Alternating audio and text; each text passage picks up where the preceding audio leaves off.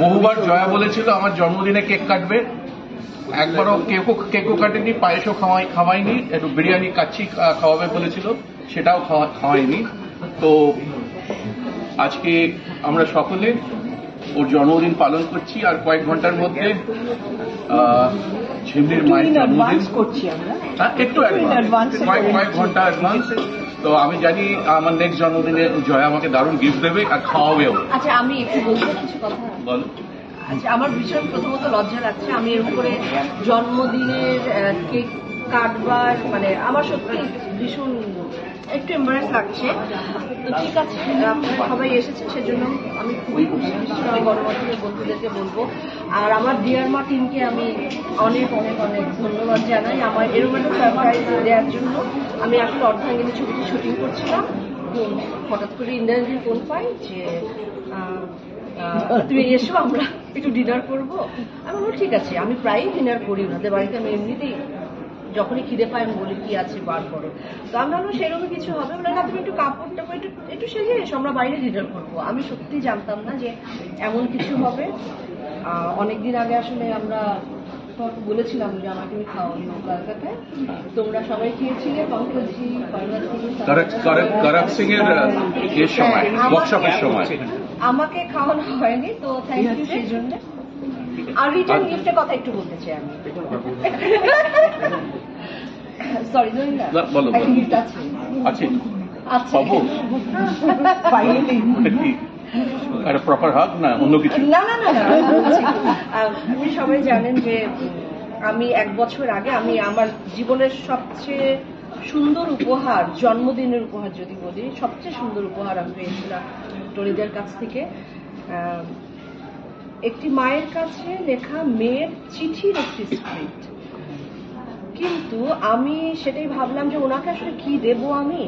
তো আমি দেখলাম যে আসলে একটা সাইকেল মানে পূরণ হলো, একটা বৃত্ত পূরণ হলো। এই জন্য বলছি ঠিক 1 বছর আগে আমি জুলাই মাসে আমার মনে আছে আমি সিলেটে একটা রিসোর্টে বসেছিলাম, টনিদা আমার হঠাৎ করে পাঠালো, বলে তোমার জন্মদিনের উপহার। আমি প্রথমে বিশ্বাস করছিলাম না, তারপর পরে আমি কিছুক্ষণ বসেছিলাম এবং তারপর আবার সাথে সাথে উনি আমার কাছে রিটার্ন গিফটও চেয়েছেন, বলে তুমি আমার কি দেবে।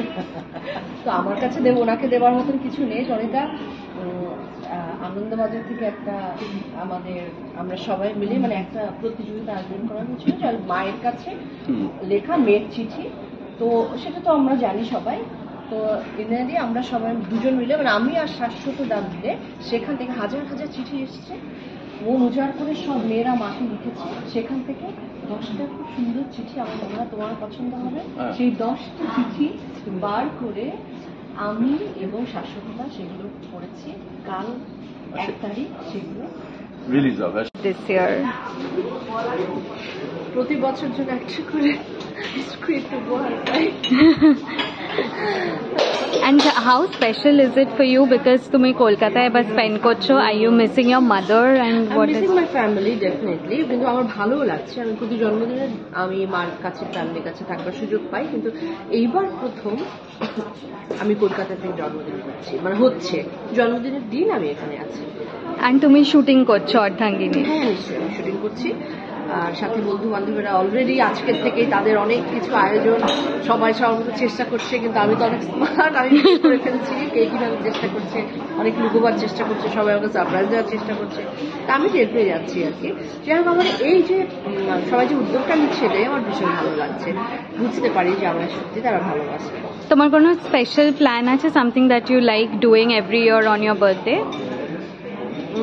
হ্যাঁ, আমি যেমন আমার জন্মদিনে একটাই কাজ করি, মানে আমি কোনো উদযাপন করি না। আমি ইভেন কাউকে বাড়িতেও ডাকি না, কোনো স্পেশাল খাওয়া টাওয়া সেগুলো মায়েরা যদি করেন সেটা করেন। বাট আমি একটা জিনিস আমি সবসময় করি, সেটা হলো আমি রাস্তায় যে বাচ্চাগুলো আছে, মানে আমাদের 4 পেজে বাচ্চাগুলো আছে, ওদেরকে আমি আমার জন্মদিনের নাম করে আমি খাওয়াবার একটা সুযোগ খুঁজি সবসময়। আমি জন্মদিনে আমার বাড়ির প্রত্যেকটা মেম্বারেরই জন্মদিনে ওদেরকে আগে খাওয়ানো হয়।